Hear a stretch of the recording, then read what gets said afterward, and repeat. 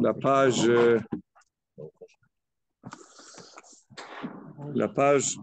Resh Ain Bet 272.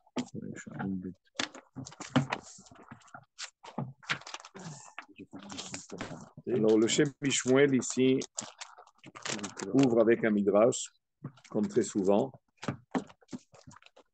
et je lis le midrash qui ramène un passage du midrash Rabbah dans notre parasha, parasha Toldot, le chapitre 63. Ada Udirtiv, c'est ce qui est écrit dans le pasuk du Navi Yecheskel, qui est Dam Esra, Vedam Irdofra, Imlo Dam Saneta, Vedam Irdofra. Alors, le pasuk dans Yecheskel 35, pasuk Vav, la reine promet, ou peut-être même jure à Kadosh Baruch Hu, la reine Hayani Neum Adonai Elohim, ki le dam Esra, Vedam Irdofecha. Alors, il jure à Edom, à Esav, qu'à la fin des temps, qu'il est dame et Esra, je te ferai en sang, ça veut dire que je te transformerai en sang.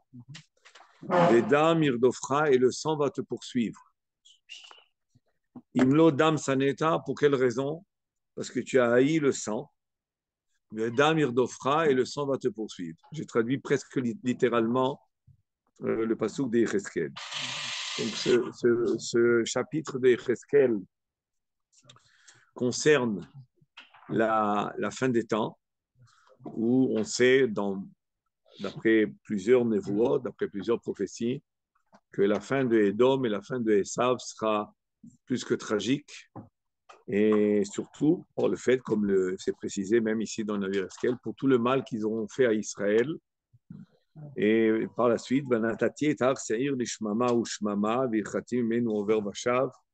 je vais donc détruire Édom, la destruction d'Édom, comme c'est prévu par le navire Ovadia, qui voit aussi les destructions d'Édom. Et évidemment, ça concerne notre fameux Esav de la paracha, puisque Esav, lui, c'est lui qui débute, qui est le début de cette nation-là, et l'origine, et donc il a en lui tout ce que va être Édom jusqu'à la fin des temps. Et c'est par la suite que dans le navire Yecheskel ici, on a une promesse aussi sur l'inverse, c'est-à-dire si Édom va être détruit, Am Israël sera reconstruit. Et il y a le fameux pasuk que nous connaissons, Ve'atem hare Israël anpechem titenu uferiechem tisou le'ami Israël ki kirvu lavo. C'est que la terre commencera à donner ses fruits parce qu'Am Israël est proche de revenir. De là, la Gemara, elle a appris dans Masechet Sanhedrin que la terre d'Eretz Israël ne donne pas ses fruits que quand elle sent que ses enfants retournent. Et c'est ce qui s'est passé il y a quelques centaines d'années. Je ne parle pas d'aujourd'hui. Ça a commencé il y a quelques centaines d'années. Et c'est pour ça que dans la Gemara, la Gemara dans Masechet Megillah, sur la Tfilat la Hamida, elle dit que pourquoi Teka Beshofar, c'est juste après Birkat Hashanim, Bebaruch Ata Hashem Mevarech Hashanim, Teka Beshofar. Pourquoi? Parce que Birkat Hashanim, c'est donc l'abondance qui aura la bracha, la bénédiction d'Eretz Israël et de les Yevoul, tous les fruits. Tout de suite après, Teka Beshofar Gadol, et il y a le Kibbutz Gadol. Et la Gemara, elle transforme de ça, la Gemara, elle fait de ça donc un signe. Si tu veux savoir si la Géoula arrive, regarde si la terre donne les fruits. C'est tout. C'est écrit Mephora dans la Gemara, noir sur blanc. C'est ce qui se passe en ce moment. Oui, mais ça se passe. Il faut la Géoula. Ah, il faut? Dans le désert, on a tout. Tu me rappelles quand les armées Israël, ils ont dit à Moshe Rabbeinu, je suis venu pour nous sortir et ils nous ont rejeté du travail. Tu te rappelles? Vous vous rappelez, monsieur Rabbi Yaakov? Moshe Rabbeinu, il est venu, il a parlé à Paro, qu'est-ce qui s'est passé? Qu'est-ce qui s'est passé? Allez, va chercher le. Encore paille. plus de travail maintenant. Il faut aller. Je fais la balle à la sortie. On était tous en train de sortir. Non, mais c'est très, très révélateur ce que je dis. C'est-à-dire, ça montre que la Géoula, elle vient avec ses échelons. Ouais. Et des fois, on vit des choses et on ne sait pas qu'on les vit. Voilà, Qui nous a dit qu'à l'époque du Mashiach, c'est écrit Mevorach dans la Gemara que Olam Keminagon Weg, la vie sera la même. À part le fait qu'on sera tranquille pour pouvoir étudier la Torah et servir Hachem. Et c'est ça qu'on doit espérer. C'est pas pour se débarrasser de qui. On veut avoir de la tranquillité et la sérénité pour pouvoir connaître Hachem, apprendre à connaître Hachem et le servir. C'est-à-dire finalement arriver à vivre la vraie vie que l'histoire nous a jamais donné l'occasion. C'est ce qu'on veut faire, mais il ne nous laisse pas.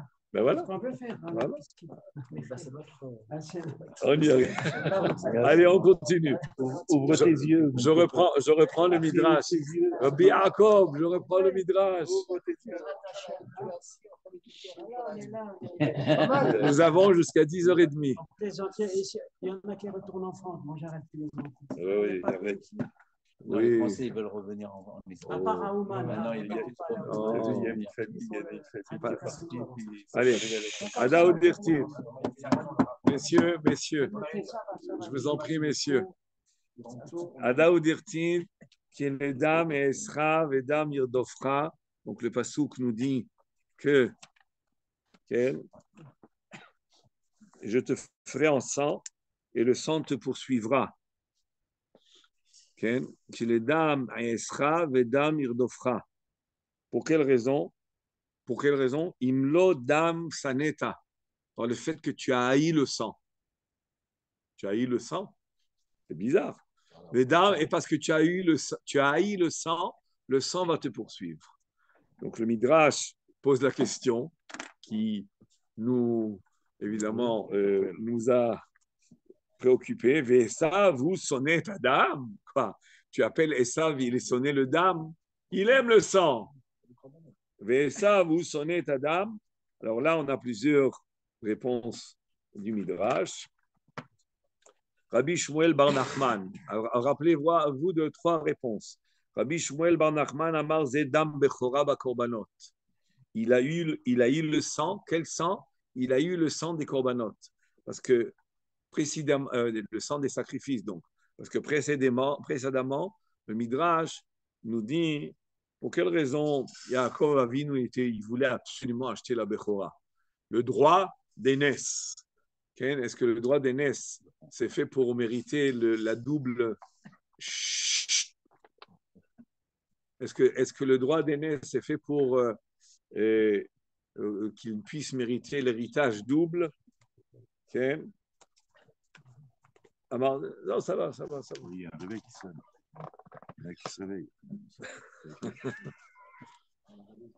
Non, il n'y a pas de bête.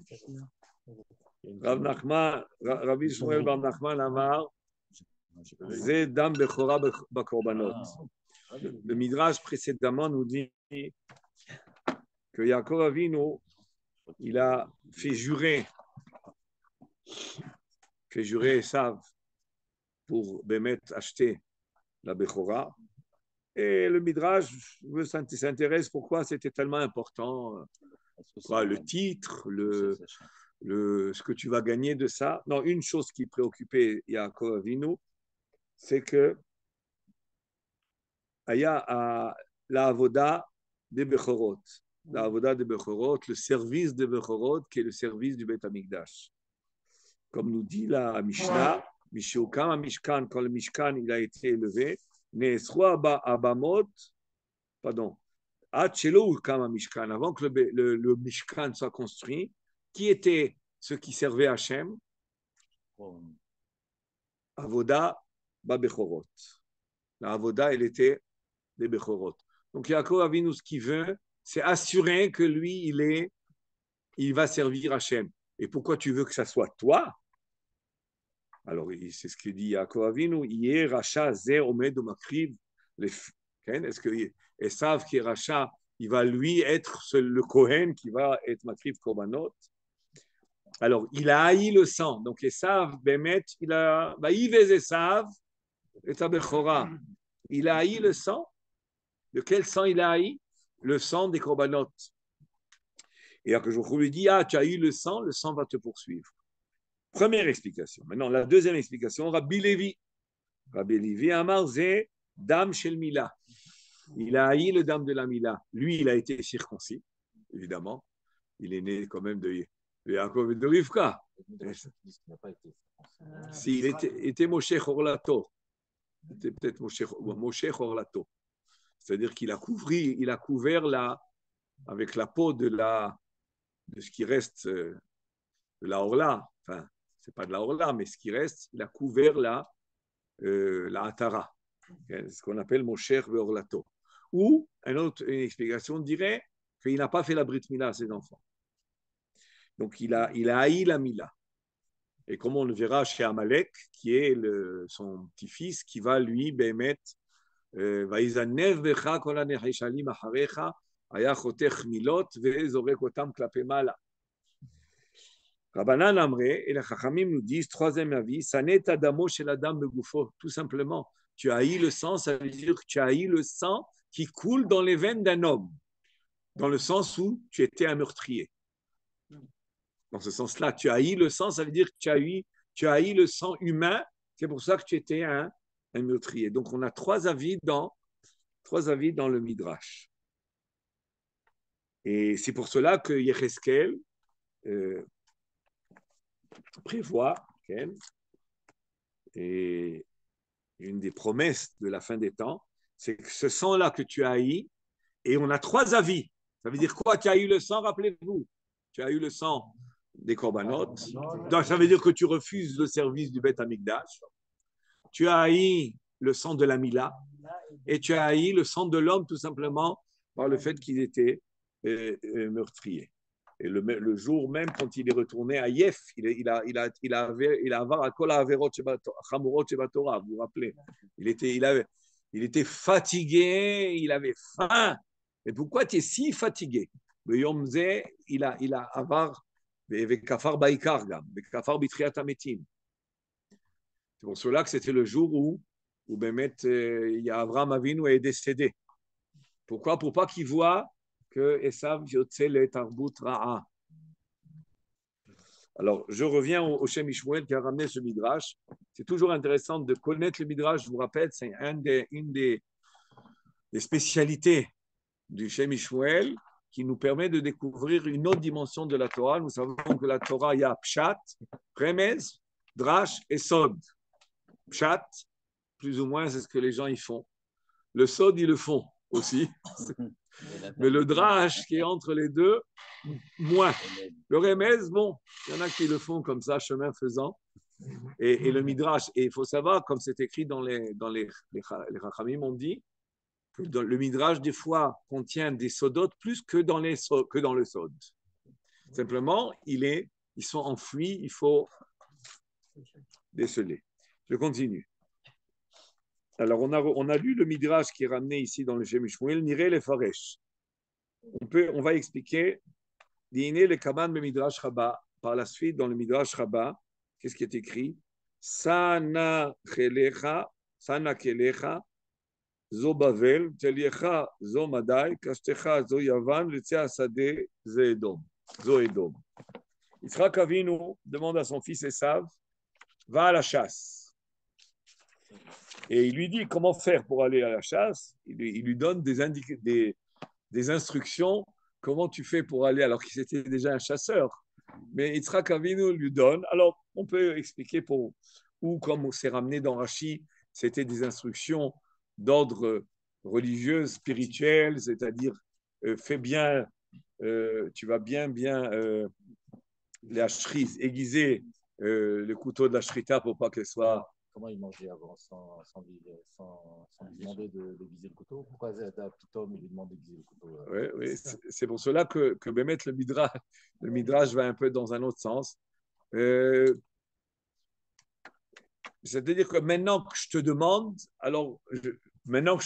de le faire, peut-être que Yitzhak Avinu, il a vu que ce jour-là, c'est là qu'il commençait à déraper au niveau religieux aussi, on peut dire, puisque il a. Ou alors, on peut dire que, étant donné qu'il veut le bénir, donc il lui faisait confiance toujours, et que Esav Bémet, il ne donnait pas à son père de manger l'autre très faute. Il était Mechabed Avahem. Mais là, comme il veut le bénir, il veut que ça soit fait dans les règles de l'art, de manière à ce que je puisse te attirer vers toi là, l'ashgacha et le shefa. Mais le Chazal voit dans ces précisions-là, Sanachelecha, Ken, Teliecha, Vekashtecha. Pourquoi tu as besoin de détailler tout ça? Chazal voit ici, évidemment, tout ça c'est fait avec des remazim de psukim, mais je ne sais pas si je vais vous ramener tous les psukim, que Kelecha, c'est Bavel, donc le règne de Babylone, Veteliecha, c'est Madai, Kashtecha, c'est Yavan, donc ça va bien avec le mois de Kislev qui est le mois de Keshet, et qui est avec la confrontation avec Yavan, Sheneemar, et Sadeh sort dans les champs. Sadeh, c'est qui? C'est Edom. Donc nous avons ici les 4 Arba Malchuyot. Donc quand Yitzhak Avinu dit à son fils Esav, va à la chasse, prends tes kelim, prends ton couteau, ton glaive, ton épée, ton épée, kashtecha, ta flèche, et sors dans les champs pour faire à la chasse. Il a fait sous-entendre que je t'envoie en réalité à quoi? Je t'envoie chez, je vais dire comme ça, je t'envoie chez qui? Chez les 4 reines qu'il y aura dans le monde, qui sont Bavel, qui sont Paras ou Madai, qui sont Yavan et qui sont Edom. Alors, qu'est-ce que ça veut dire? Dans le Midrash, il y a un commentaire qui dit j'ai préféré cette explication qu'une autre, donc choisis celle-là. Je t'envoie, ça veut dire en réalité, je te donne le pouvoir. Yitzhak Avinu, il lui fait sous-entendre que voilà, tu vas chasser et je te donne le pouvoir, c'est-à-dire tous les pouvoirs en réalité de Bavel et de Parasumadai et de Yavan et de Edom, ils sont tous en réalité inclus dans Edom. Parce qu'on sait que Réchid Goïm, Amalek, et que Amalek comprend toutes les 4 nations, et on sait que la 4e nation que voit Daniel, c'est la 4e qui est Edom, elle comprend toutes les premières. C'est une synthèse de toutes les 3 premières. Pardon? Similaire à Yosef, ouais. Tu te rappelles d'un autre Mahamad du Shemeshwen? Il lit le livre fidèlement. Alors, c'est ce qu'il nous dit. Donc, l'explication que j'ai vue, mais on va voir ce que dit le Shemeshwen, qui va un petit peu dans ce sens.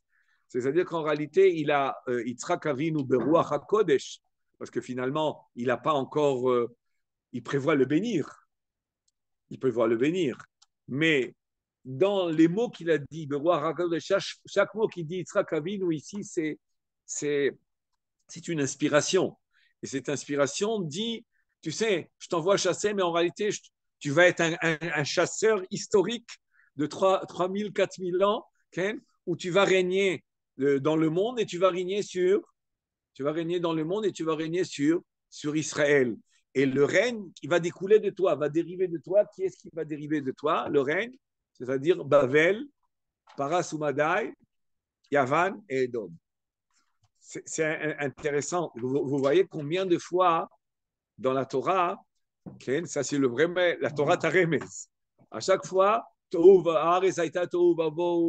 ou les 4 béhémotes qu'on a le droit de manger, qui sont Gamal, Arnevet et Chazir, tout ça, c'est des allusions aux Arba Malchuyot qui sont Bavel, Parasumadai, Yavan et Edom.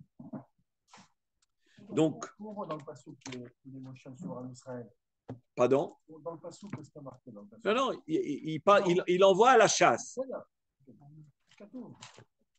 אתה, סנה, כלך, כלך, וקשתך, וצא השדה. כן. יצודה לי ציד. כן. Oui, oui. On voit qu'il est moché dans le réel, comme dans le garage, pardon. Oui. On a expliqué. Non, je t'envoie à la chasse. C'est quoi la chasse? C'est le Shem Ishmael d'après, il va aller, oui, dans ans. C'est quoi je t'envoie à la chasse? Ça veut dire que je t'envoie pour dominer le monde des animaux. Okay. Et alors, on y va. On va continuer avec ce qu'il dit le Shem Ishmael. Donc, on a deux midrashim là. Hein. Vous avez en poche deux midrashim. Le premier midrash qui est que Akadosh Baruch Hu promet la destruction de Édom, de Esav, parce que tu as aimé le sang, je te transformerai en sang et je vais te détruire. Quel sang il a aimé? Ken? Non, pardon, pas parce que tu as aimé le sang, parce que tu as haï le sang. Le midrash dit, tu as haï le sang, eh bien le sang va te poursuivre et je te transformerai en sang. Mais oui, il a haï le sang. Alors, les trois avis dans le Midrash, c'est tu as eu le sang des corbanotes, c'est pour ça que tu as refusé d'être Bechor, parce que tu ne voulais pas être au service du Beth Amikdash. Deuxième explication, tu as eu le sang du Brit Mila, parce que tu as caché ta Mila et tu n'as pas fait la Mila à tes enfants. Okay? Et la troisième explication, c'est que tu as haï le sang, c'est-à-dire que tu as eu le sang qui coule dans les veines de l'homme, et c'est pour cela que tu étais un meurtrier, tu tuais, parce que tu as haïssé le sang humain. Ça, c'est le premier midrash. Alors, on veut l'expliquer, et pour l'expliquer, ce midrash, il a amené un autre midrash où il nous enseigne que Yitzhak Avinu, quand il a envoyé Esav à la chasse, il est sous-entendu ici qu'il y a on lui confie, si vous voulez, les nations qui vont dominer le monde et faire du mal à Israël. Alors, voyons dans quel sens il va. Biura Dvarim, Alpi Maché Gid Kot Kocho Avi, il a introduit avec les paroles de son père, Betam Shibachar Yitzhak Betsaïd. Pourquoi finalement Yitzhak Avinu il devait envoyer son fils à la chasse? Va me chercher du troupeau, comme elle a fait Rivka. Rivka, elle a dit à Yaakov, voilà, il y a des troupeaux ici, autour de la maison. C'est les sards qui a fait rapport avec du gibier. D'accord. Okay. Et pourquoi il doit l'envoyer à la chasse? On est habitué tellement à ce que Yitzhak Avinu l'a envoyé ça à la chasse que bon, on ne se pose même pas la question. Pourquoi tu as besoin de l'envoyer à la chasse? Qu'est-ce qui a d'important de l'envoyer à la chasse? Dis-lui, apporte-moi ici un bélier, un agneau. Et... Peut-être qu'on pourrait expliquer ça dans le sens moral, moussard, qu'il veut le faire mériter Esav de Mitzvat Kibud Avaim, et pour le faire entièrement, alors je veux que tu t'investisses dans le Kibud Avaim en chassant. C'est bon, c'est tiré ça. Non, c'est canalisé. C'est mignon. De chasser. Et donc, c'est canaliser cette tendance vers le bien. C'est nature. Oui, là, tu te rapproches de l'idée du Shem Ishmael. On y va, messieurs. On y va. Qu'est-ce qu'il disait son père? Betam shebachar Yitzhak betzaït ki midato gvura lirbosh uleachnia akol ikdusha vaya lo inyan tzaït lepoel dimioni. Esav, lui, il a la mida de din et de gvura. Et Yitzhak aussi. Et Esav, puisque tu es la gvura, alors je veux que tu exploites ta mida, qui est la gvura, et la gvura, c'est dominer. La chasse, c'est une notion de domination. Je vais pour attraper et conquis, c'est une conquête. La chasse est une sorte de conquête. Et je veux t'envoyer maintenant à une mission qui est dans ta mida particulière de gvura. On continue. Ça, c'était son père qui a dit Kimidato, Gvura, Lirbosh, ou Leachnia, c'est-à-dire soumettre à Kol Akdusha. Alors attention, c'est soumettre à tout à la Kedusha. Donc je veux que tu manifestes cette mida-là de Gevura dans l'action. C'est ce qui, regardez, Mordechai, lo inyan saïd le poal dimioni. C'est quoi cette notion de poal dimioni? C'est de faire une action qui est représentative. Okay? C'est pas dire symptomatique, mais plutôt représentative d'une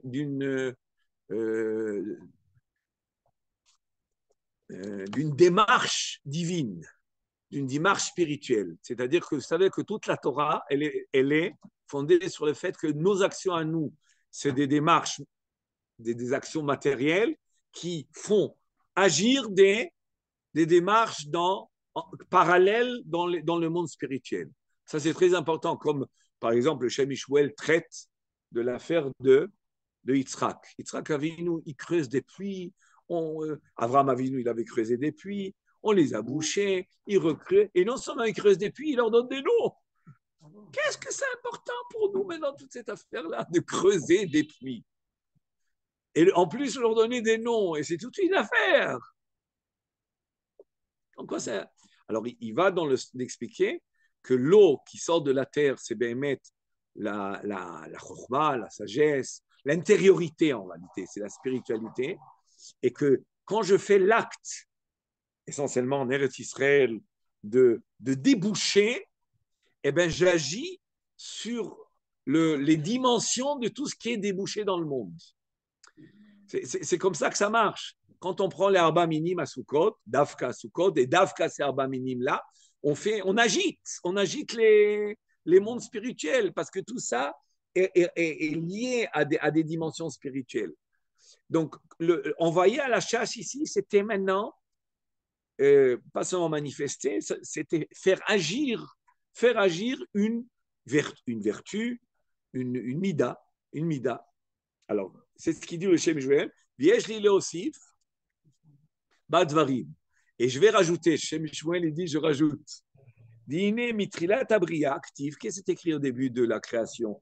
Alors, il a créé l'homme, il leur a dit, Perou urvu, très bien, Perou urvu, c'est bien, une bénédiction, mamash. Après ça, Urdu bidgataya, mais vous allez dominer les poissons et les animaux. Pourquoi c'est important de dominer les animaux? Non, mais disons, au moment de la création de l'homme, alors Naaseh Adam, Betsalmenu Kidmutenu, c'est merveilleux. Pour vous, c'est bien. Mais la Torah, elle insiste 2-3 fois. Je crée l'homme et l'homme va dominer le monde animal. Pourquoi c'est important? Tu ne sais pas?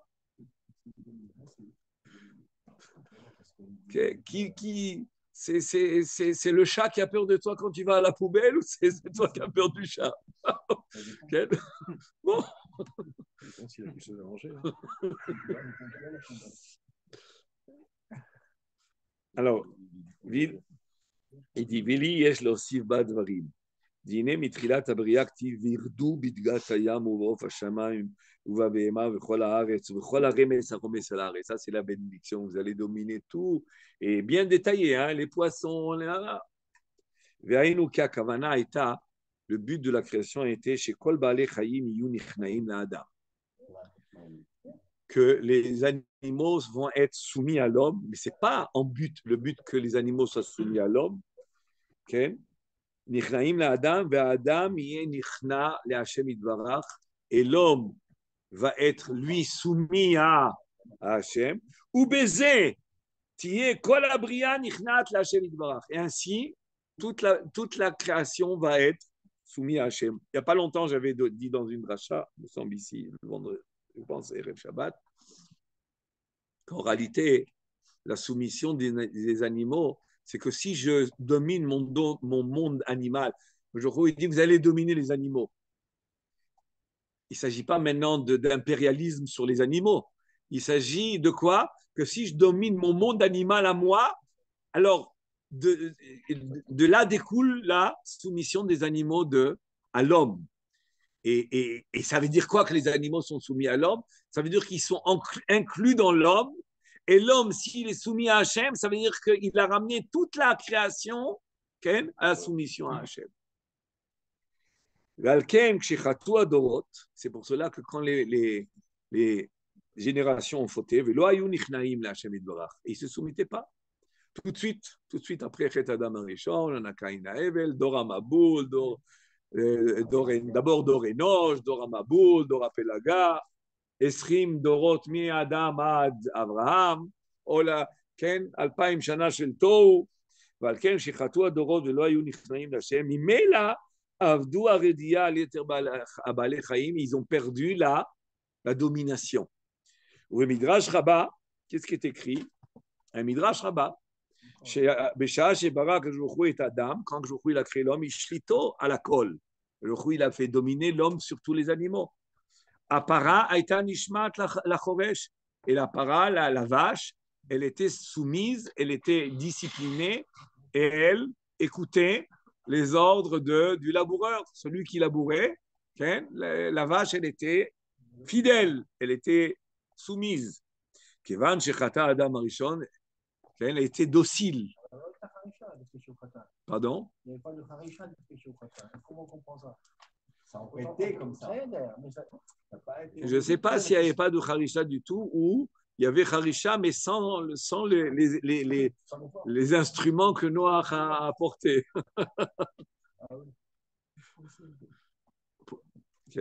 Apara הייתה נשמעת לחורש. כיוון שחטא למדרש nous dit, quand l'homme il a fauté, שחטא, מרדו עליו הפרה. Attention, nous, on n'a pas connu cette époque. Que même la vache, elle était turbulente, elle était folle. Elle était turbulente et elle écoutait pas. Il lui disait avance le long de la ligne de la voie dans la terre. Elle n'écoutait pas. Je fais ce que je veux. Okay. Et Kevan shechata Adam mardu ala apara lo haïta nishmat lachorech. Kevan she'amad Noach, quand est venu Noach, nachu. Et se sont calmés. Parce que vous savez, le mot Noach, okay, son père, il a dit, quand il a nommé Noach, l'Emerken, il a nommé Noach, alors c'est écrit Zeinachamenu, Mimaase Adenu, Mimisavon Yadenu, etc. Mais Yenachamenu, c'est la chant Nechama. Alors Midrash, il dit, je crois, il s'appelle Noach, et tu me dis que la raison s'appelle Noach parce qu'il va nous consoler, il va consoler le monde, il va apporter la consolation au monde du Dor Amaboul. Alors la Midrash, il dit, il s'appelle Noach, il ne s'appelle pas Nachman. Il fallait l'appeler Nachman, non. Il s'appelait Noach. Alors le Midrash répond que Noach, ça veut dire qu'il a calmé les agités, ceux qui n'écoutaient pas l'homme, okay? Et en calmant les agités, ça a apporté la paisibilité qui était la Nechama. C'est pour ça que le nom. Et le Midrash parle exactement des animaux et de la soumission des animaux à l'homme. Alors je continue. À l'époque du Maboul, ils ont été de nouveau. Et aussi au dehors du Maboul, qu'est-ce qu'il y a eu avant Noach? On a dit précédemment que les animaux n'écoutaient pas l'homme. Et maintenant, on vient dire que les animaux aussi, ça c'était les animaux, disons, domestiques. Mais qu'est-ce qui se passait avec les bêtes féroces? Eh bien, à l'époque du Maboul, elles mangeaient les hommes. Ça veut dire,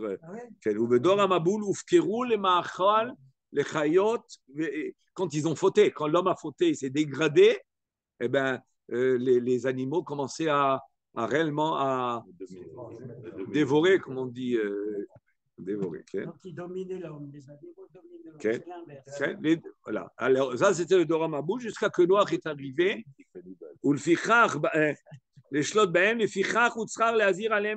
pour ça que la Torah, elle dit, après que Noach sort de la Teva, si les animaux vont manger l'homme, vont dévorer l'homme, il va juger. C'est-à-dire que les animaux, ils n'ont pas, il y a une interdiction aux animaux de dévorer l'homme, si on peut dire. Mais je ne vais pas rentrer maintenant dans le sujet de libre arbitre, c'est ce Ken. Mais en tous les cas, la Torah, c'est pas un ordre dans le sens d'une mitzvah, mais c'est un ordre dans le sens de fixer une nature. Okay. Non, parce qu'ils étaient tzadikim. À part le lion qui a frappé Noah, il a fait la qu'il a mordu. À part ça, ils étaient. Mais a priori, d'abord, ils ne sont pas rentrés tous les animaux dans la Teva. Les animaux qui ont fauté sont rentrés et ne sont rentrés dans la Teva que ceux qui sont considérés comme méritants. Et ceux qui étaient dévorés, c'était les hommes qui n'étaient pas méritants. Puis il y avait le srou de Noach. On continue. Midrash Rabba Mora, Vechitit Chazro, Veredia Lo Chazra. Ça veut dire que le Midrash nous dit que Mora Vechitit, c'est-à-dire que la crainte, sont revenus aux animaux. Aval Redia, mais la soumission, la crainte est revenue aux animaux après le Dora Maboul, mais la soumission des animaux à l'homme entière n'est pas revenue. Et le Midrash pose la question, et quand est-ce qu'elle reviendra? À l'époque de Shlomo HaMelech, qu'à son époque. Que les animaux vont, qu'à l'époque de Shlomo HaMelech, il y aura non seulement la peur, les animaux auront la crainte de l'homme, mais aussi ils vont être soumis à l'homme. Et Alken, Yitzhak, Shaya, Olat Mima. Maintenant, on revient. Après qu'il a ramené pas mal de références. Alken, Yitzhak, Shaya, Olat Mima. Yitzhak Avinu, c'était un korban ola, qui est une offrande entièrement à Hachem. Alken, Yitzhak, Shaya, Olat Mima. Ou Midrash Rabba, Vaigdal, Yeled, Vaigamal. Rabbi Oshaya, Rabba Amar, Nigmal, Meyetzerara. Il y a un Midrash Rabba qui nous dit que Yitzhak Avinu a grandi. Et Baïgamal, il a été sevré. Et Abraham Avinu, il a fait une grande séouda. Une grande séouda. C'est quoi qu'il a été sevré? Il y a deux avis. Il y en a qui disent qu'il a été sevré du lait, tout simplement. Donc c'est 2-3 ans maximum. Et il y en a qui disent que non, c'était à 13 ans qu'il a fait ça, c'était la bar mitzvah. Et il a été sevré de quoi? Du Yetzer Hara. Il a été sevré du Yetzer Hara. Bon, alors, on peut expliquer comme tous les commentaires que ce vrai du Yetzer Hara, c'est comme tout le monde. C'est-à-dire que quand un homme il arrive à la bar mitzvah, le Yetzer Hara Tov rentre. Donc, puisque le Yetzer Hara Tov rentre, maintenant le Yetzer Hara, il est pas le seul qui habite l'homme. Et là, le Yetzer Hara Tov commence à l'habiter. Mais le Shem Shmuel comprend le Midrash un peu, il va plus loin et il comprend que Yitzhak Avinu, à 13 ans, il n'y a eu plus d'Yetzer Hara. Pas dans le sens simplement comme tout bar mitzvah, que l'Yetzer Hara Tov rentre, et là, le Yetzer Hara, il a été éliminé. Vaïgamal, Vaïgdal Ayeled, Vaïgamal, Rabbi Oshaya Rabba Amar, Nigmal mi Yetzer Hara. Maga Mahar Shiatsa Mimenu Apsol et Esav, et surtout après que Esav est né, donc la parcelle et sa vie qu'il y avait en Yitzhak, elle maintenant n'est plus en lui. Une fois que Esav est né, donc la partie Esav qu'il y avait en Yitzhak, elle a été canalisée. Non, il dit deux choses. Il dit qu'à Vaïgamal, etc. Après ça, il rajoute, il dit, et surtout que, après ça, quand va naître Esav, tu te demandes comment il va naître? Non. Il y en a un grand espace. Donc aussi, on voit des vie de 3 ans ou de 2 ans. D'accord, ça veut dire que. Alors, s'il l'a éliminé, comment il est encore obsolète quand il va le mettre au monde? Et, non, là c'est pas tout à fait le problème parce qu'on sait que même si un homme il a en lui une psolète, okay, ça ne veut pas dire que le Yetzer Hara il a une emprise sur lui, du tout. La Gemara dans Baba Batra dit que nos 3 avot, Bakol, Mikol, Kol, nos 3 avot, ils ont mérité tous d'avoir tué le Yetzer Hara. Et David Amelech aussi. La Gemara ramène aussi et David Amelech. Ça veut dire que c'est deux choses. Le Yetzer Hara, ça veut dire que tu n'as aucune tendance vers le mal. Mais est-ce qu'il y a génétiquement, dans la génétique spirituelle, est-ce qu'il y a des restes de mal? Il reste du mal.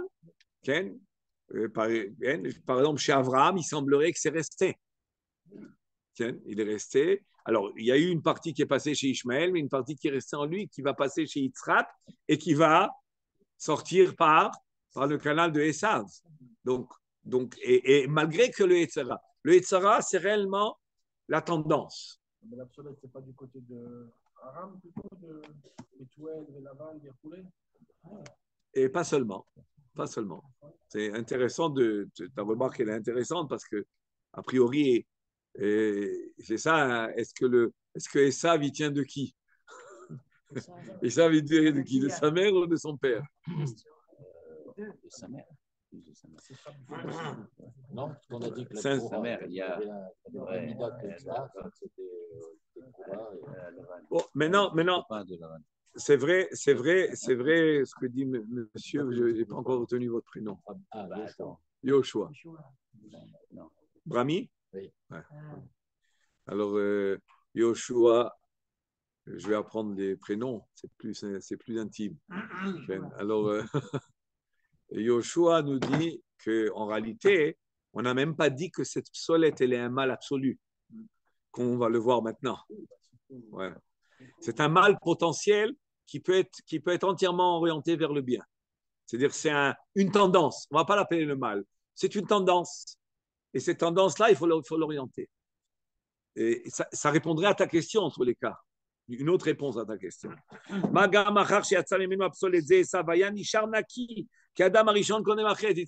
il est naki. Le Etzerara, il n'y a plus. Et même la partie Esav qu'il y avait en lui, elle n'est plus en lui, elle est née. Elle est née chez Esav. Gros, je katav de Mamar Akodem. Alken, Aya Inyano. Qu'est-ce qu'il voulait, Yitzhak Avinu? Qu'est-ce qu'il veut de tout ça? Il veut envoyer son fils à la chasse. Pourquoi il veut l'envoyer à la chasse? Aya Inyano, l'achnia kol abria l'Hashem Yitbarach, al-yedei shuaya, batel betachlit venichna l'Hashem Yitbarach. Lui, Yitzhak Avinu, il a entièrement annulé à Hachem. Le rêve, l'aspiration de tous ceux qui sont annulés à Hachem, ils sont tellement annulés à Hachem qu'ils ne peuvent pas supporter d'être tout seul annulé à Hachem. Vous comprenez pourquoi? Parce que quand un homme il est annulé à Hachem, il veut que tout soit annulé à Hachem. Parce qu'il aime tellement Hachem qu'il ne peut pas supporter qu'il y ait quelque chose qui n'est pas entièrement fidèle et soumis et annulé à Hachem. Ça fait partie comme Avraham Avinu, parce qu'il aime Hachem, il ne peut pas, sans que le monde entier aime Hachem. Et Yitzhak Avinu, il est tellement annulé à Hachem qu'il ne peut pas, sans que le monde entier soit annulé à Hachem. Et pour ça, qu'est-ce qu'il faut faire pour annuler?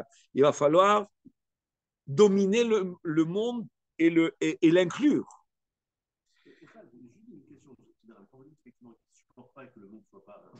Comment je peux comprendre ça par rapport au fait que le juif n'est pas prosélyte?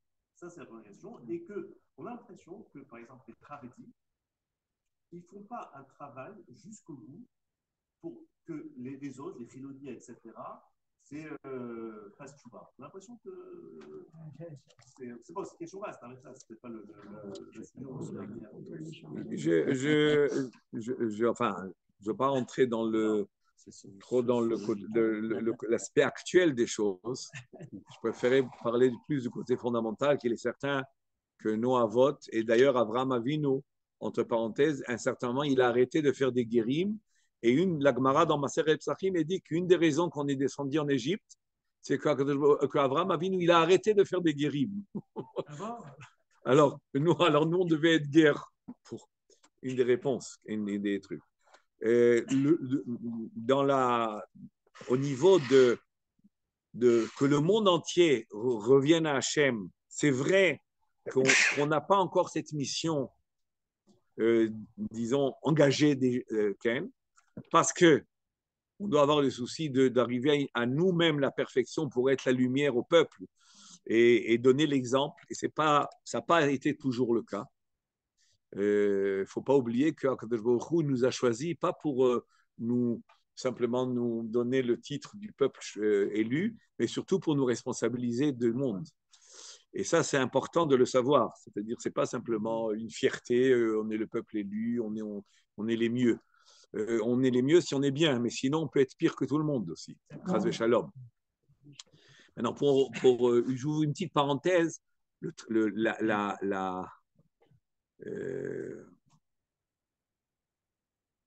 Disons, le travail de ramener les gens à la Yahadout, à la Tchouva, il est chez tous les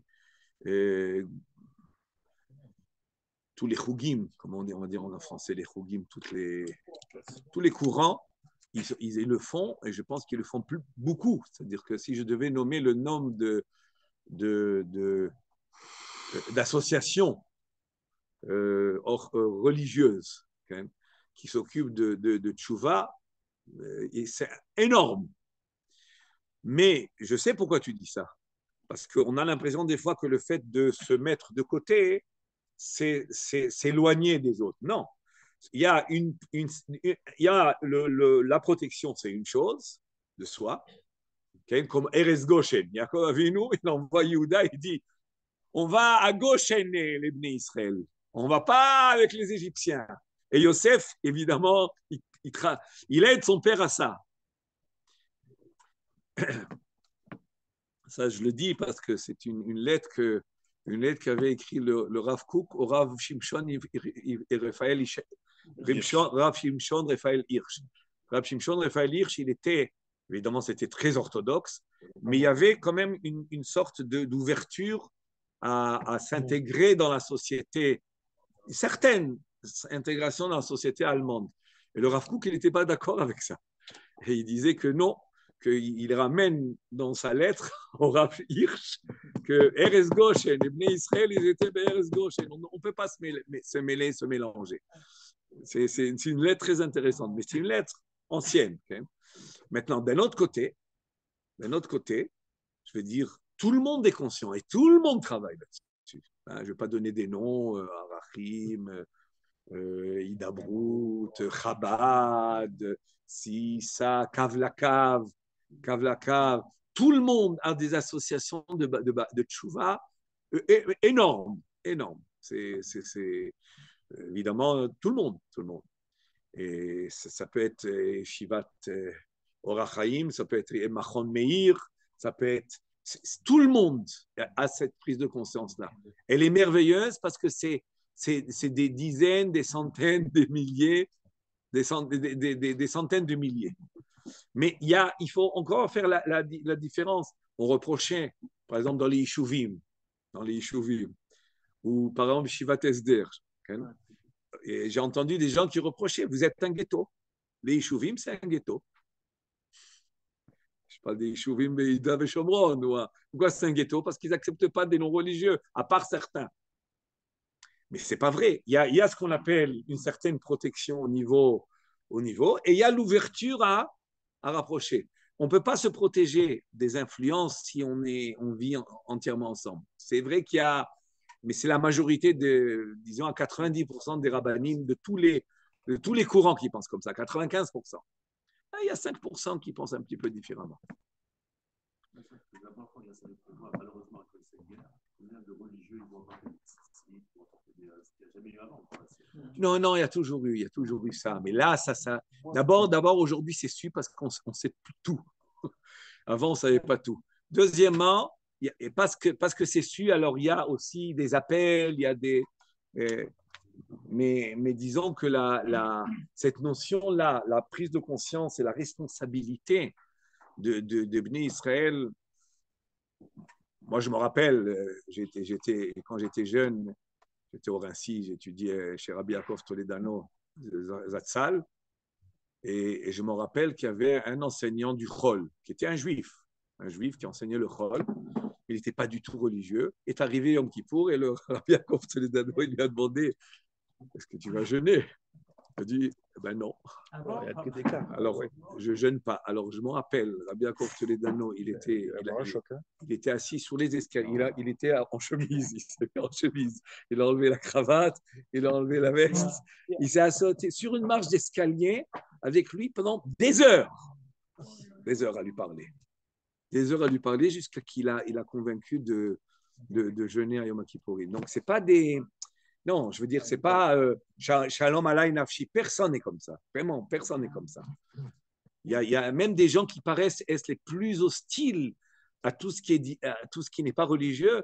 Ça, c'est ce qu'on appelle dans le conflit, si tu veux, idéologique. Mais pas dans le sens de faire tchouva quelqu'un. Mais il y a beaucoup d'histoires, ce que j'ai raconté maintenant, il y a plein d'histoires comme ça.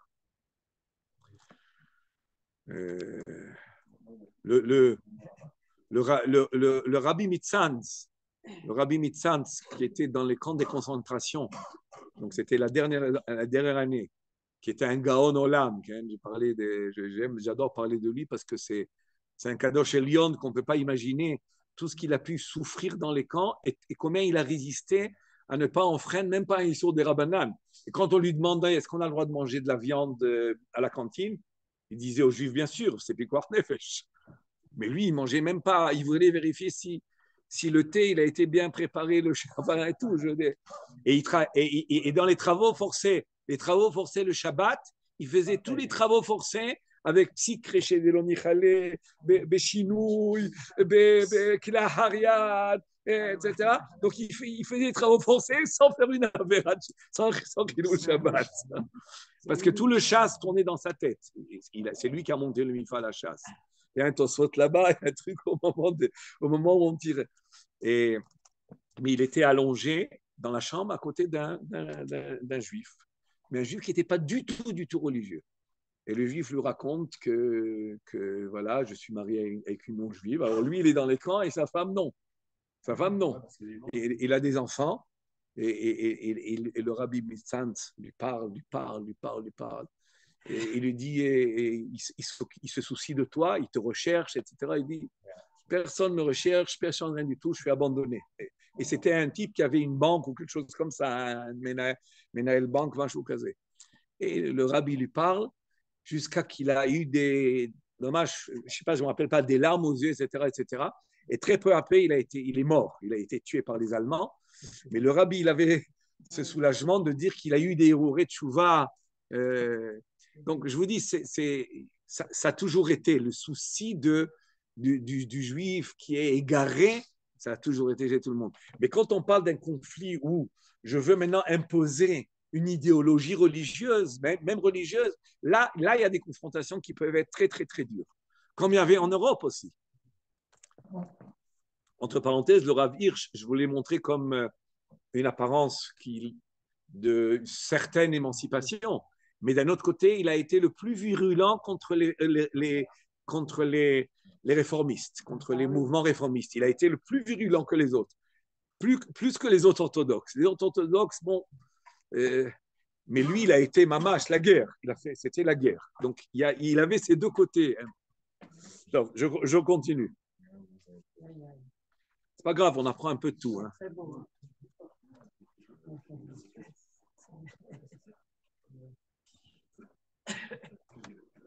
Merci David.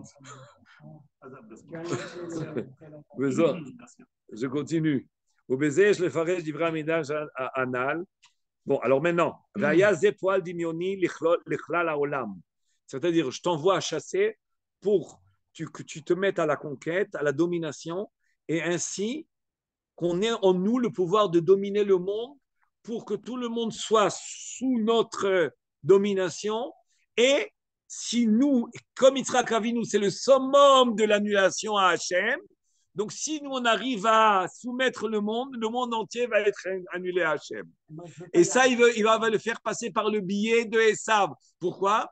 Alors, il explique, regarde Rabbi Yaakov. Non, pas lui domine, non. Yitzhak veut dominer, non, il veut dominer le mal, mais il a besoin d'un chaliach qui va le faire et qui va être sa suite de Yitzhak pour le faire, parce que Yaakov, il n'a pas la mida de la Gvura et du Din. Et ça, il a la mida de la Gvura. Et Yitzhak, c'est la Gvura, donc qu'est-ce qui va prolonger la force de Yitzhak Avinu? C'est Esav. Et parce que moi, je veux inclure, Yitzhak Avinu, il était prêt à être Korban pour Hachem. Et bien maintenant, cette annulation-là, je veux qu'elle se transmette et qu'elle se perpétue par le biais de qui? De ceux qui ont le pouvoir de dominer et de soumettre et d'inclure. Je continue.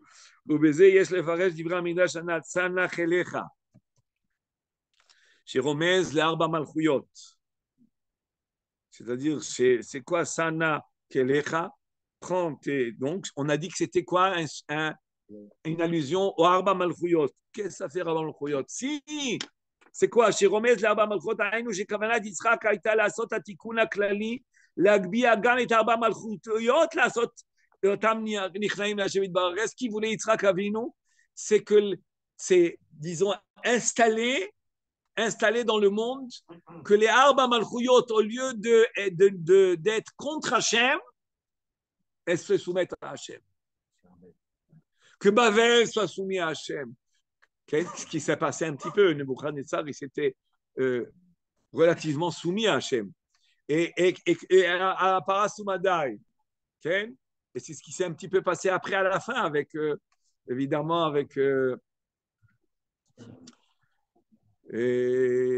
disons, Achashverosh, et après ça, Dariavesh, le fils. Tout ça, ça a permis. Okay? Et Yavan, à la fin, Titus va reconnaître, et avant ça, il y a Spasianos et tout ça, ceux qui font le tchouva, ceux qui se convertissent au milieu. Et même Titus, finalement, il dira Michamocha. Non, il dira à Hachem, il va reconnaître. Ou Bezoar Akadosh, mais ça ne s'est pas fait entièrement. Ou Yitzhak, Bezoar Akadosh, qu'est-ce qu'il écrit dans le Zohar? Yitzhak Rahim le Esav. Yitzhak, il aimait Esav. Alors on peut dire, il aime pour l'aimer. Pour l'aimer. Hein, pour l'aimer. Non, il aime pour les plats, ça veut dire. Hein, pour l'aimer, ça veut dire pour les plats. C'est ça. Vous voyez, ça, c'est le genre d'explication que c'est très difficile pour nous d'accepter. Yitzhak Avinu, il ne voit pas tout ce qu'il fait Esav, et parce qu'il apporte un bon gibier bien épicé, alors il est content et il aime Esav. Ah.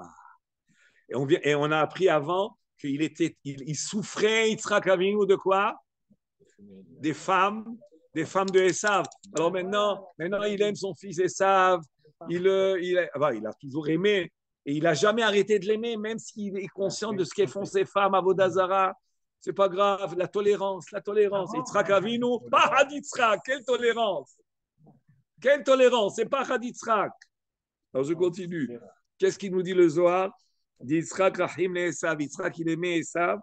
De Kol Zina Azil Vatar Ziné. Parce que toute sorte suit sa sorte. Je ne sais pas comment on dit en français. Le gène. Non, pas le gène. Zina, ce n'est pas tout à fait le gène, c'est la sorte. Mais en français, il faudrait dire tout le genre. Le genre. Je ne sais pas si c'est le genre. L'espèce, peut-être. L'espèce, oui. L'espèce, oui. Zina Azil Batar Ziné. C'est-à-dire que l'espèce suit son espèce, qui est la même espèce. Les Meachar, Shaya Savour, chez Esav ou Bigdusha, étant donné que Yitzhak Avinu pensait que Esav, il était dans la Gdusha, ça veut dire quoi, il était dans la Gdusha? Aya Savour, Lachnia, Aliado, Kolarba, Malchuyot, Ligdusha, qui Shilucho, Sheradam, Kemoto. Par ailleurs, le Shem Ishmuel nous explique dans plusieurs commentaires que Esav, Yaakov Avinu et Yitzhak Avinu savaient quelles étaient les tendances de Esav. Des tendances grossières, très négatives. Mais il ne croyait pas que Esav il allait exploiter toutes ces tendances négatives dans le mal. Il pensait qu'il allait les transformer dans le bien.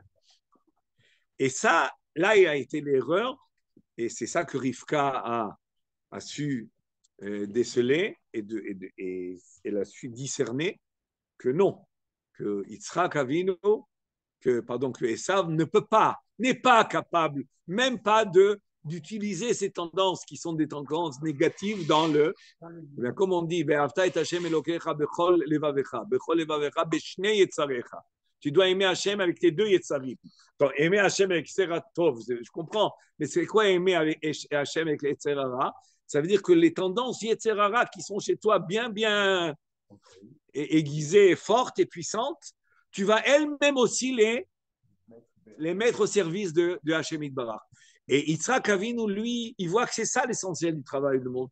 D'être bien, c'est bien, mais vaut mieux être dans le mal qui transforme le bien. Yitzhak Avinu, il préfère ça. Et c'est ça, c'est l'espèce qui cherche l'espèce. Yitzhak Avinu, c'est la Gvoura. On s'annule à Hachem. Ici, il faut être holocauste, il sera holocauste. C'est ça, Yaakov Avinu Ishtam Yoshev Ohalim, il étudie, il est avec la Gemara, il est sage, il est sage, il est sage et intègre. Et bien, Yitzhak Avinu, il dit, c'est pas ça. Pourquoi? Parce qu'il faut les taken et taolam. On a été là pour créer le monde. Il y a un monde matériel, il y a dans le monde matériel du mal. Ça ne suffit pas de rester dans le bien. Il faut que tout le mal arrive au bien. Qui va le faire? Il va envoyer Yaakov Avinu le faire? Yaakov Avinu, il ne va pas le déranger. Il étudie maintenant. Il étudie, il ne va pas le déranger.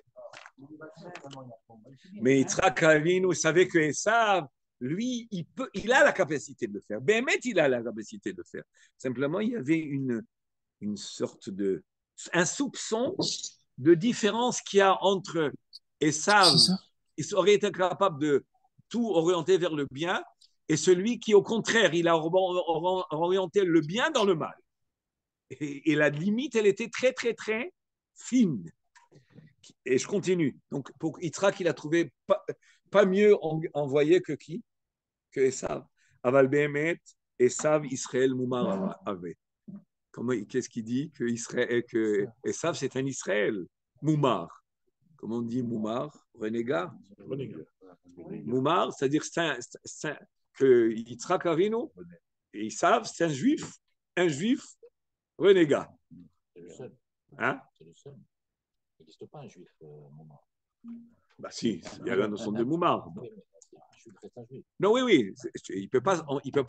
Mais Moumar, la notion de Moumar, mais ceux qui des Moumarim. Il y a le Moumar, le Kol Torah Kula, il y a Moumar, la Vodazara, il y a Moumar, la Avera Achat. C'est des notions dans la Halacha. Il y a Moumar, la Avera Achat, il y a Moumar, les Teavon, les Achis. Il y a beaucoup de chiloukim là-dessus.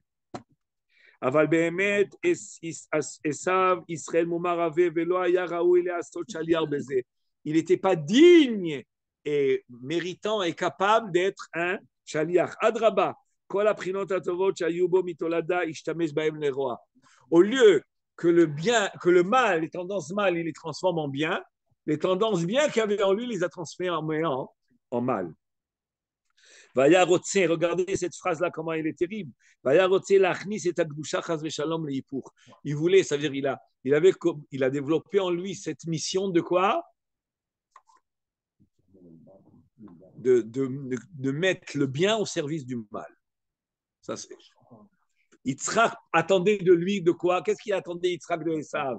Vu ses tendances, qu'il fasse l'inverse, qu'il mette le mal au service du bien. Toi, tu es dans le mal, eh bien, prends ce mal-là au service du bien. Et qu'est-ce qu'il a fait, Esav? Que tout le bien qu'il y avait en lui, il a mis au service du mal. Comment il a fait? Ou à Midrash Rabbah. On sait faire le bien, mais on sait utiliser le bien pour utiliser l'esprit et l'intelligence humaine pour comment Oui, développer le mal. Ça, c'est utiliser le bien pour le mal. Utiliser la logique, l'intelligence, même des fois la spiritualité au service des... Et aujourd'hui, on le voit, ça. Aujourd'hui, ils se sont spécialisés dans la Esaviout, dans la Edomiout et dans la Amalekiout, qui est de prendre toutes les qualités humaines et l'intelligence, la spiritualité, et même des fois certaines vertus positives et de les mettre les canaliser dans le mal. Ça, c'est la Esaviout. Et entre autres, l'humanisme. Au Midrash Rabbah, Midrash Rabbah, Ve'esav achiv ba mitzedo mezuyan latzud nafsho. Il y a un Midrash Rabbah qui dit qu'il revient Esav de la chasse. Mais il est écrit un mot, il est écrit Ve'esav achiv ba, Esav achiv ba, il est revenu Esav à quel moment? Quand Yaakov Avinu est rentré chez Yitzhak, il a reçu la bracha qui était destinée à Esav. Il s'apprête à sortir. Le Midrash nous dit qu'il s'est mis derrière la porte parce qu'il voyait qu'Esav rentrait. Il s'est mis derrière la porte, Esav est rentré. Et après ça, Yaakov, il s'est esquivé, il est sorti. C'est le Midrash qui raconte. Le Midrash s'attache à comment a été construite la porte d'entrée de Yitzhak pour savoir. Et donc, quand est revenu Esav, Mitzedo, c'est quoi Mitzedo? Il aurait pu dire, mais Atsaïd, quoi Mitzedo? Le Midrash nous dit, Mezouyan Natsud Nafsho, il était là, équipé, armé pour Natsud Nafsho, pour chasser son âme. L'âme de qui? De Yaakov. C'est-à-dire qu'il est revenu maintenant de la chasse, en réalité, en pleine forme pour continuer à chasser qui? Pour chasser Yaakov. Comment j'ai gâteau Vacher Lotsada? Vacher Lotsada, c'est-à-dire dans le sens de quelqu'un qui chassait, mais ce n'est pas le mot chasser uniquement, c'est quand je veux attraper un homme, quelqu'un veut tuer, alors il se met, il le guette. Okay? Mais c'est plus que guetter ici,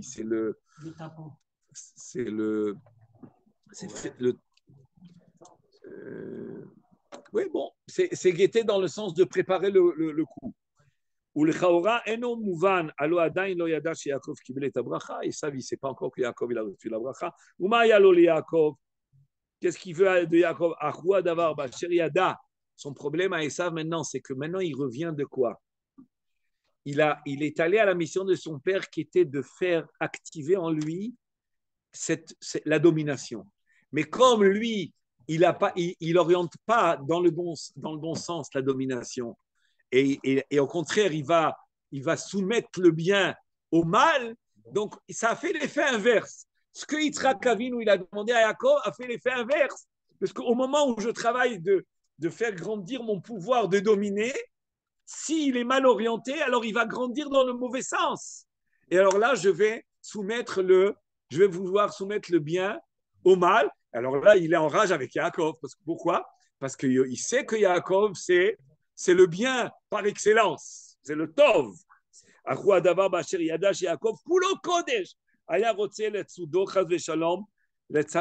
Il aurait voulu attraper et inclure le bien qu'il y a en Yaakov et le mettre.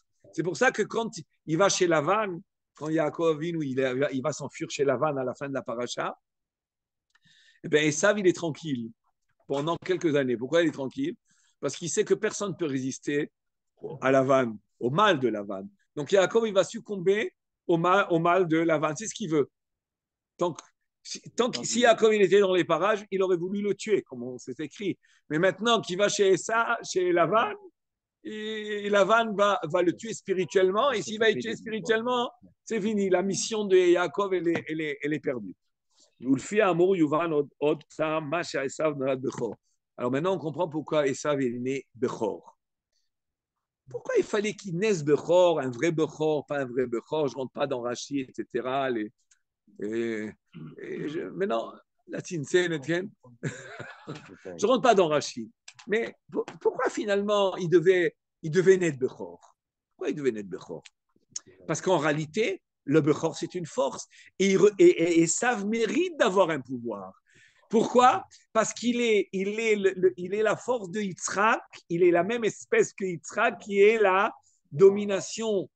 Et il faut avoir cette vertu de domination pour dominer le mal, pour annuler le mal et faire le tikkun de la bria. Attention, Yitzhak Avinu, lui, il regarde quoi? La Géoula, il pense à la Géoula. C'est quoi la Géoula? C'est que tout le mal va se soumettre et s'inclure dans le bien. Yitzhak, tout ça, c'est un stratagème de Géoula qu'il fait en envoyant Esav à la chasse. Et c'est ça qu'il faut comprendre ici. Mais ça a fait l'effet inverse. Et ça aussi, c'est des stratagèmes d'Hachem, de faire l'effet inverse. C'est-à-dire que maintenant, lui, Yaakov et Esav, il revient avec la rage de vouloir détruire le bien et de soumettre le bien au mal. Mais c'est pour cela qu'il est Bechor. C'est ce qu'il nous dit ici. Il dit, né Bechor ou Réchit. C'est quoi Bechor? C'est Réchit, le premier. Et après le début, tout suit. Okay? C'est la locomotive, le Réchit. Donc, tout suit le Réchit. Ou Béhémet ou Réchit Goïm Amalek. Et c'est Béhémet comme ça. Amalek, il est appelé Réchit Goïm, okay? Dans la paracha de Balak. Venivra Beprira Zol Shiye Bicholto. Mais Achnia, il a été créé avec ce pouvoir-là de l'Achnia Akol la Kedusha. Mais si tu es Bechor, ça veut dire quoi? Pourquoi tu es Bechor? C'est d'utiliser ce pouvoir-là, qui est le devoir et la mission du Bechor, de tout mettre. Parce que qu'est-ce qu'on fait au Beth Amikdash? Au Beth Amikdash, on utilise les animaux, on utilise les végétaux, on utilise les minéraux, pour soumettre toi à Hachem. C'est ça le service du Bechor. Et donc, c'est ça ce que Esav, tu aurais dû faire, c'est que ça, être Cohen. Esav, tu es fait pour ça, d'être un Cohen au Beth Amikdash. Et il a haï, Esav et Bechora. Il a haï la Bechora. Ça veut dire quoi? Ça veut dire que le côté, il a tendu à l'inverse. Okay? La même vertu dans l'autre sens. Et comment il aurait fait ça? Il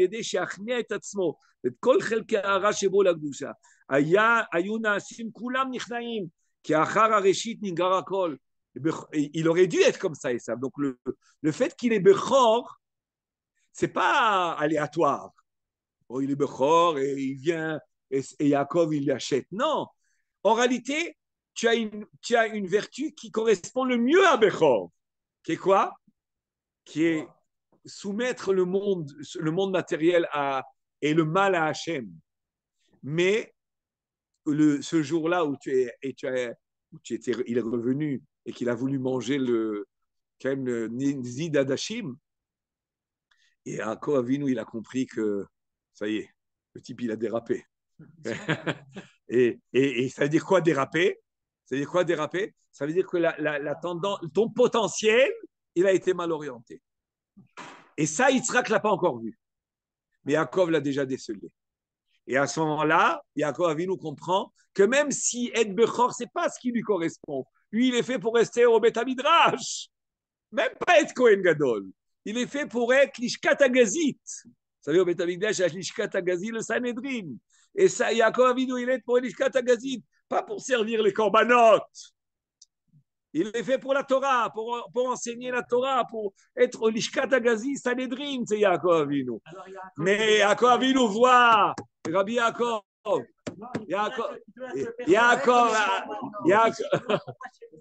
Avinu, non, Yaakov Avinu, quand il voit qu'il n'est pas, il n'est pas digne, il n'est pas méritant, il n'a pas les aptitudes et les dispositions à être le Bechor qui va pouvoir annuler, malgré que ça correspondrait mieux à toi, Esav, parce que toi, tu es branché avec ce monde-là, donc c'est toi qui vas pouvoir prendre le monde matériel dans le spirituel. Mais Yaakov, il a vu que ce qu'il aurait dû faire, il a pas finalement réussi sa mission. Alors fais-le physiquement.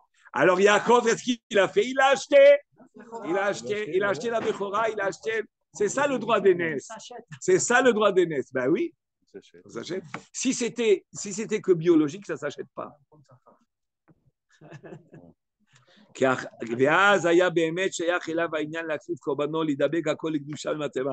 אבל הרשע הזה בחר לו דרך אחרת.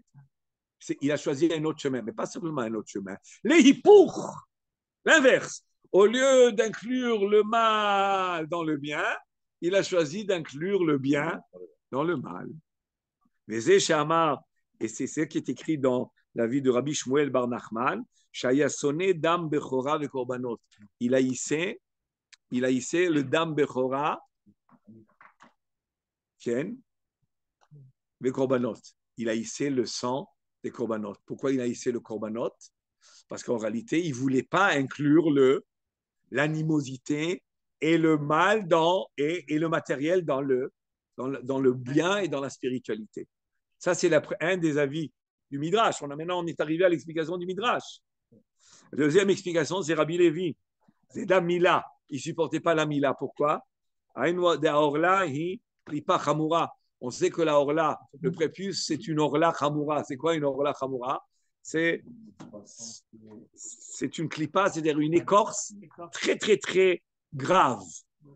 Meod, v'chofef et albrit kodesh, uba mitzvah lechatcha. Et la mitzvah, c'est de quoi faire avec elle? De la couper. C'est tout. Il faut la couper. Il y a des fois des écorces qui sont tellement mal qu'on ne peut pas prévoir de les transformer. Il faut les enlever. Vous remarquerez que, par exemple, la priya, on ne la coupe pas. Qu'est-ce qu'on fait? On la retourne, on la découvre. Et c'est pour cela que Abraham Avinu n'a pas reçu encore la priya, il n'a reçu que la orla, parce que le but, c'était au début, c'était de quoi? De couper avec le mal et de s'éloigner du mal. Ça, c'était la Orla. La Priya, ce n'est pas le mal entier, c'est la Klipat Noga, qui est un mélange entre le bien et le mal. Merci, il ne fallait pas te déranger. Qui est le mélange entre le bien et le mal. Qui Klipa. Le Naftoli, il a la Bechora. Qui Klipa. Je continue. Qui Klipa Chamurazo. Il nous reste 7 minutes. 7 minutes. כי קליפה חמורה זו אי אפשר להכניסה בקדושה ואין לה תקנה אלא להרחיקה. C'est une clipa, on ne peut pas dire que tout mal on peut transformer en bien, c'est pas vrai. ועל כן אברהם שייכה את כל באי העולם, Abraham Avinu qui voulait unir le monde entier et réunir le monde entier, unir et réunir et prendre le bien, il y a une chose qu'il devait lui-même accepter, c'est qu'il y a des choses qu'on ne peut pas transformer en bien. Et Akjouchou lui dit, fais la mila, coupe le mal, parce que sache qu'il y a dans le monde un mal qu'on ne peut pas. Comme on l'avait expliqué sur Noach, que Noach ne croyait pas que le Maboul allait venir. Tané Amana, ce n'est pas que Tané Amana dans le sens qu'il ne croyait pas qu'Hachem il allait faire ce qu'il a décrété d'amener le Maboul et que lui-même il construit l'arche pendant 120 ans, la Tevat Noach. Mais Noach ne croyait pas que l'homme, il est si mal au point qu'Hachem finalement ne va pas accepter une tchouva ou que l'homme ne va pas faire tchouva. C'est une idée intéressante. Avraham, Shicha et Kol, mais c'est pas vrai. C'est pas vrai. Il y a un mal qui est il y a un mot.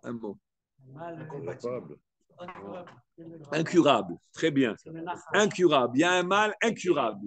C'est tout. Ça existe. Il y a un mal incurable. Alors, Avraham Avinu prie pour Sdom et Amora et il a montré. Il n'y a pas. Il y a des mal qui est incurable. ועל כן אברהם שייכה את כל באי העולם נצטווה על המילה כי לקליפה זו אין תקנה ובזה נתגלה את ברית קודש ונשלם צורת אדם באותם ש"ד וי' זה לשם שדי כידוע אז שורה על האדם שם השם מלמעלה למטה le nom d'Hachem va se poser sur l'homme ועל כן להכניע את הכל לקדושה היה בו צורך למצוות מילה. Si tu veux tout incliner et soumettre à la kedusha, il faut que tu aies en toi la force aussi, pas simplement d'inclure le bien, mais aussi d'éloigner le mal. Aracha azé, Esav lui, aya beipur, aya davuk ba'arayot. Lui, il était attaché au gilou arayot, à la débauche. Mais c'est ce qu'il dit. Et qu'est-ce qu'il nous dit le Eben Ezra dans Parashat Vayelech? Omi avodat Hashem nishmor koach hakibul kefi hamakom. Un homme doit toujours garder qui est les dispositions de recevoir, d'être un ustensile qui va, un réceptacle de la Kedusha. Alken ktiv et mishpat Eloyar, et c'est pour ça qu'Eretz Israël, qui est le réceptacle de la Kedusha, il y a des choses qu'il faut appliquer pour pouvoir recevoir la Kedusha. Ça, c'est le Eben Ezra qui ramène. Alken Amar Yaakov, c'est pour ça que Yaakov Avinu, quand il veut arriver à Bethel, en Eretz Israël pour se réaliser son vœu, son neder. Amar Yaakov Assir, où il a dit à ses enfants, enlevez tout ce qui est Avodazara, parce qu'on vient ici à comme Gdusha, donc on doit être apte à recevoir la Gdusha. Il a transformé l'endroit mal en bien. Donc Esav, qui lui, il est au contraire, il veut inclure le mal, il veut inclure le bien dans le mal. Lui, il ne peut pas supporter la mila. Pourquoi? Parce que non seulement il ne veut pas s'éloigner, il ne veut pas couper avec le mal, mais il veut que le mal soit inclus dans le bien. Donc, c'est tout à fait incompatible. La mila est tout à fait incompatible avec la démarche et la mission qu'a pris sur lui Esav. Donc, on explique les avis du Midrash. Lui, il haïssait le sang humain, l'homme. Il voulait tuer, tout simplement. Un meurtrier. On sait qu'un révi d'âme, qui est la quantité de révi'it, de sang, à peu près 80 et quelques, on sait que le sang, c'est l'intermédiaire entre le corps et l'âme. Et c'est pour ça que l'âme, en tous les cas, la partie inférieure de l'âme, se pose dans quoi? Dans le sang. Mais l'âme est spirituelle. Je dis, c'est ce qu'il dit, c'est pour ça qu'il y a le sang qui est intermédiaire, entre le corps et l'âme.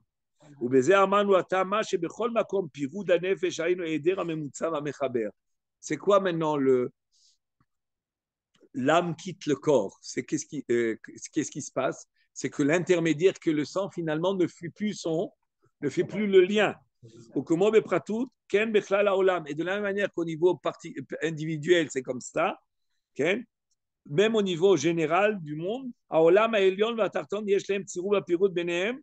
si un homme sépare, veut faire éloigner les cieux de la terre, s'il veut éloigner les cieux de la terre, comme qu'ils ont fait à l'époque de Bavel, Migdal Bavel, je parle, la tour de Bavel. Le Shem Ishmael explique là-bas que c'est Shfichut Damim. En quoi c'est Shfichut Damim? Parce que le fait qu'il voulait éloigner le ciel, il a dit à Kadouro, éloigner le ciel de la terre. Eux, ils veulent dominer la terre et ils veulent éloigner la divinité. Ramzul Barzal, Betitus, et vous savez quand Titus il est rentré au Beth Amikdash, chez Guider et Parochet, il a enfoncé son épée dans la parochet. Et il y a eu un nes, le sang sortait de la parochet. Pourquoi? D'accord, il y a un nes. Il est beau le nes, mais qu'est-ce qui signifie? Pourquoi le sang doit sortir de la parochet? Alors il nous explique qu'il y a parochet amavdila ben kodesh le kodesh à kodashim. La parochet elle sépare le kodesh à kodashim où il y a le Aaron et le Chod. Enfin, il n'y avait pas au Beth Amikdash Hasheni, il y avait la Shkia et le Echal et le Kodesh.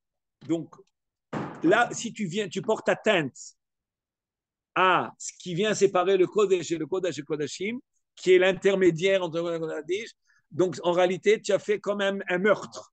C'est un meurtre et c'est pour ça que le sang coule. C'est l'idée du sang qui coule quand tu portes atteinte à ce qui est Memutsa. De la même manière que le sang en nous, c'est le Memutsa entre le Nefesh et le Gouf. Ainsi, à tous les niveaux, le sang représente le Memutsa. Ou Be'eder, et c'est pour cela que celui qui haït le sang, en réalité, c'est celui qui il est dans la dimension de séparer le ciel de la terre.